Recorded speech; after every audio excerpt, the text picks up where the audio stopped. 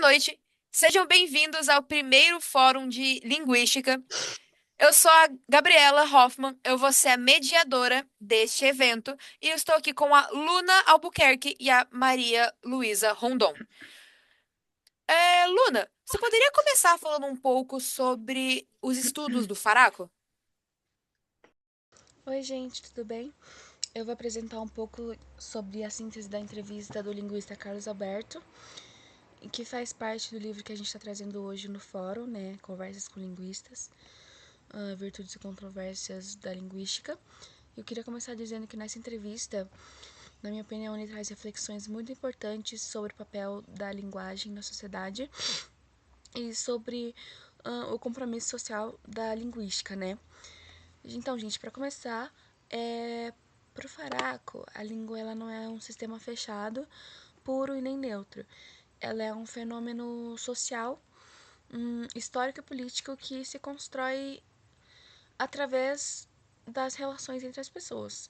Então, ela se constrói através da sociedade, do cotidiano, de cada cultura, do contexto social e etc. Ele rejeita a ideia de uma língua ideal, né, que tem a ver com norma padrão e etc.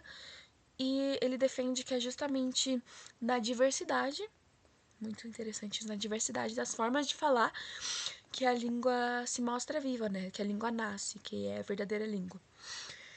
Então, segundo ele, a linguagem, ela tá ligada à sociedade, à cultura e ao pensamento. E a maneira como nos expressamos, ela sempre está refletindo quem nós somos, onde a gente vive, uh, como a gente enxerga o mundo, como a gente pensa. E uma das maneiras que a gente sempre se expressa muito é a linguagem, né, gente? A linguagem corporal, linguagem de diálogo, etc. E por isso, para ele, né, pro Faraco, toda língua ela tem um sujeito. Ninguém fala de forma, vamos dizer assim, ninguém fala de uma forma neutra. Sempre a gente sempre acaba expressando uma posição social e uma visão do mundo, mesmo que a gente não perceba. Porque a gente tá ali na sociedade, vivendo na sociedade, vivendo no nosso contexto social e etc, né, gente? O Faraco, ele também fala, ele dá uma ênfase sobre a linguística ser uma ciência. Então, para ele, a linguística, ela é uma ciência, mas ela não é uma ciência neutra, gente.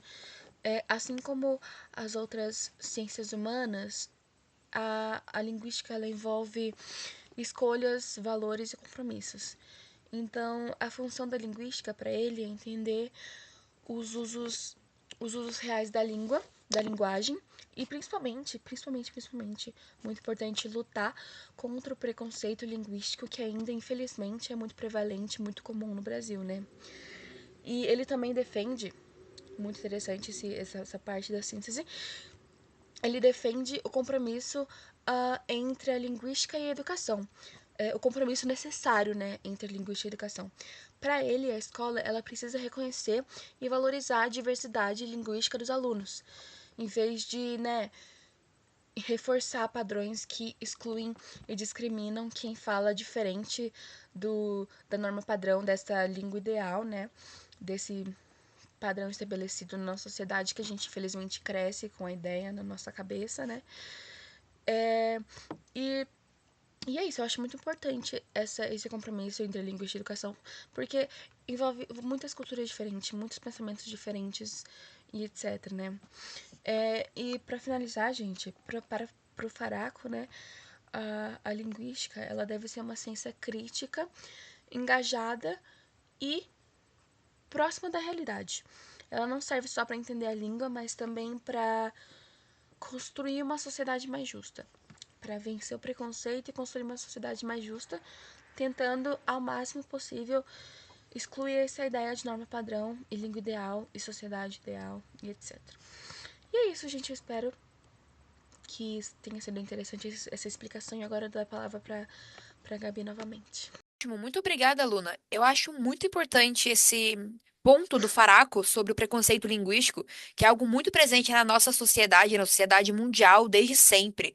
Sim, sim. Mas já, Uhum. Maria Luísa, como que a Coque se coloca nesse papel da linguagem? Bom, pra ela, tipo, ela acha um pouco difícil de responder, né? Porque para ela a linguagem é tipo como se fosse um sistema, uma prática social, né, para ela. Ela não consegue meio que diferenciar, digamos assim, a língua e tipo a prática social, entende? Ela não consegue fazer essa diferença. Então ela meio que deixa uma junção das duas. Então ela vê, tipo, a questão da língua, da linguagem, a sociedade, ela acha tipo, a parte da linguagem um pouco mais ampla, né, um pouco mais extensa que tem uma capacidade, tipo, da expressão humana, né? Da expressão do ser humano. Que para ela é essa junção dos signos, né? De dar significado às coisas. Que uma cadeira é uma cadeira, porque ela não é uma mesa, porque ela não é um armário, porque ela não é uma gaveta. Ela se prende bastante a isso. Para ela, a linguagem é todo meio de expressão do ser humano através de símbolos, né? Então ela usa muito essa parte dos símbolos, quer dizer, dos significados. É, para ela fica um pouco difícil distinguir sociedade e cultura. Para ela, sociedade e cultura elas se entrelaçam, né? Ou seja, elas não se separam. Elas têm uma papel importante que uma precisa da outra. Então, para ela, a língua é o lugar de interação dos membros e de uma coletividade, né? É, um, é, um- é determinado culturalmente, então. Então, eles estão nitidamente ligados, como ela diz. Muito obrigado, Maria Luísa. Eu acredito que a fala da Coque sobre o signo seja muito importante para a discussão da linguística. E, bom, a grande diferença entre os dois é principalmente como o Faraco vê a língua como um fenômeno social, político e histórico, defendendo os diferentes tipos de fala, combatendo o preconceito linguístico. Já Koch, ela reconhece muito o papel social e enfatiza a língua como um sistema de prática social, onde você precisa praticar ela no meio ambiente com os próprios signos para que possamos compreender e aprender sobre a língua. Bom, eu agradeço a participação de vocês, muito obrigada e nos vemos ano que vem.